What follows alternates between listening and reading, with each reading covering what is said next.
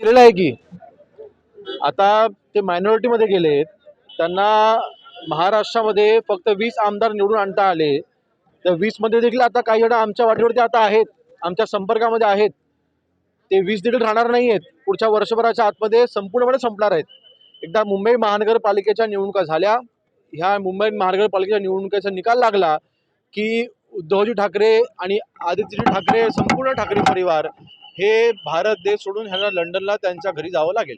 भारतरत्न द्यावं बाळासाहेब ठाकरेंना अशी मागणी त्यांच्याकडे होते, खास करून संजय राऊतांनी आव्हान केलं. आणि बघा, खरं तर वंदनीय बाळासाहेबांच्या बाबतीमध्ये त्यांना भारतरत्न द्या ही मागणी करायची देखील त्यांना आज अधिकार राहिलेला नाहीये.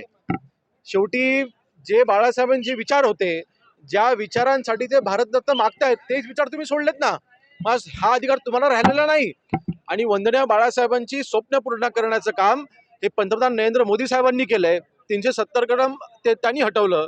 आज काश्मीरमध्ये आज भारताचा तिरंगा झेंडा फडकतोय, याचा अभिमान आज आम्हाला संबंध देशभर आला आहे.